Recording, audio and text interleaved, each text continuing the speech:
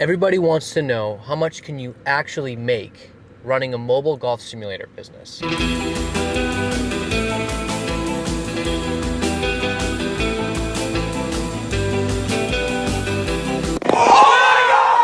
today I'm breaking down the real numbers, what beginners make, what intermediate operators make, and what experienced operators make. And no, this isn't some fake $1,000 a day clickbait. These are real numbers from our business, and I'm gonna show you how your earnings change as you get more experience. We're just gonna get straight into it about what you should charge at every stage of the game. We've run Birdie Express for about a year now and have done dozens and dozens of events. We've made every mistake possible, and I wish someone broke this down for me when we got started. All right, let's just get into what the three brackets of pricing are. Bracket 1 is 0 to 4 events, and in that bracket, you should be charging $0 to $150. Bracket number 2 is 4 to 15 events, and in that bracket you should be charging about $400 to $500 per event. Bracket number 3 is 15 plus events, and you can charge $800 to $1,200 and up per event. And yes, it really does change that dramatically as you gain confidence. All right, let's talk a little bit more about bracket number 1, 0 to 4 events. This is the learning phase, and honestly, you really shouldn't be trying to make much money right now. Charging $100 when you have zero experience actually can hurt you. If a business pays you, they may set some expectations for you. If you do it for free, the pressure's off for both of you. And I'm gonna break down a couple things that a free event gives you and to convince you that maybe free is better to start with. You get social proof, footage for Instagram and TikTok, pictures for your website, experience points, which helps with confidence, real world practice, an actual event to pitch to other companies when you're talking to them. And you build some goodwill with the businesses around you and in your neighborhood. To me, all that is worth way more than $100. Right, so now I want to talk a little bit about how we got our first paying job. We emailed all the local businesses in our area, places that we knew had the space to fit our setup. We got a few interested parties and we went out and we met them. We chose a restaurant that we thought was a good first event.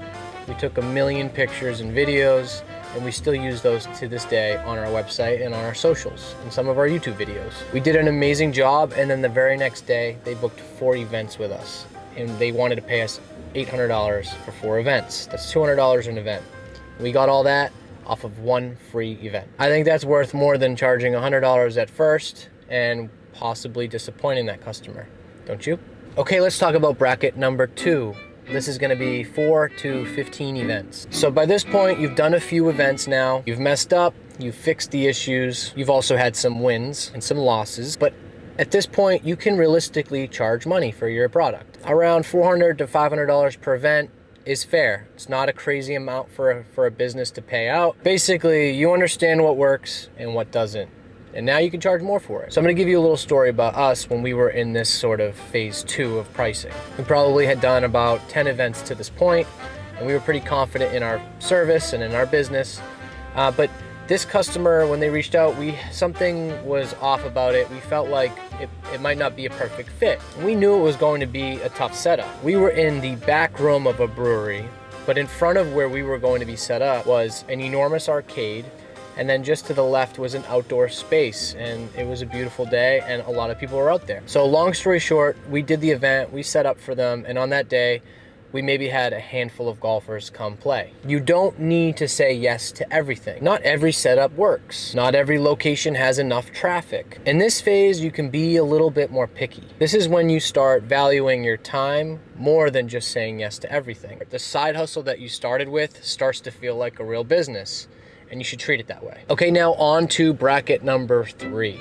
This is where you would have done about 10 to 15 plus events, and you can charge $800, $1,200 and up per event. By now, you know a lot. You know how to overcome any setup challenges. You know which events work and which events don't. You know how to handle unhappy customers. You can run an entire event for 4 to 6 hours smoothly. You're adding features like signage, maybe giveaways, maybe you have new uniforms, maybe you have better gear, maybe you upgraded your clubs, whatever it is, you have reason to charge more now. So here's a short story about when we first entered this phase in our business.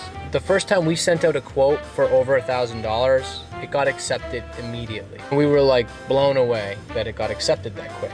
Couldn't believe it. We had a little bit of imposter syndrome, but we were worth it. And we knew that, and so did the company that hired us. It was an outdoor event. It was a great location. It was basically a giant garage that was shaded, so our projector was gonna look perfect. And we were basically the main attraction in that whole area of their event space.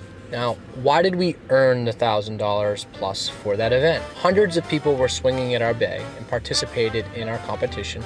We created even more traffic for the business. We had a flawless event. We had no issues, and we went into it with total confidence and just did an awesome job. We never, ever could have pulled that off when we were in bracket number 1, when we had 0 to 4 event experience. And people can tell when you have minimal experience, so you shouldn't pretend like you do. Okay, so let's just do some final advice here. You need to get experience, and then comes confidence, and then comes pricing power.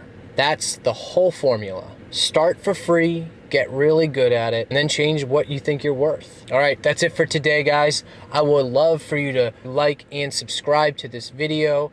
And you know what? We'll see you on the next one.